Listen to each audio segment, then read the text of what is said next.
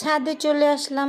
প্রতিদিন পরিষ্কার করি, প্রতিদিন নোংরা হয়ে থাকে। হাতে গ্লাভসটা পরেই শুরু হয়ে গেল কাজ করা। ছাদ বাগান করতে হলে তো পরিশ্রম করতেই হবে।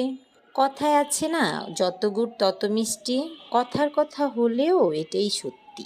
ছাদে যত সময় দিব, গাছের যত্ন নিব, ততই গাছে ফল ভালো হবে। এই যে বড় বড় ড্রামগুলো সরিয়ে এক সাইড থেকে অন্য সাইডে নিচ্ছি। মাঝে মধ্যে কিছু কিছু গাছ এক পাশ থেকে অন্য পাশে নিতে হয় সুবিধার জন্য। এই যে এই ড্রামটিতে একটি লাউ গাছ বসিয়েছি। এখানে এই সিঁড়ির গ্রিলটা দিয়ে একটি মাচা করে দিচ্ছি লাউ গাছটির জন্য, যাতে করে লাউ গাছটি বেয়ে যেতে পারে।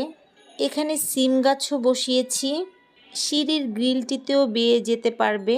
মাচাটা করে ফেলেছি, এখন পুরো ছাদটা ক্লিনও হয়ে গিয়েছে। আমার এই ভিডিওটা কেমন লাগলো কমেন্টে জানাবেন। সবাই ভালো থাকবেন। আল্লাহ হাফেজ।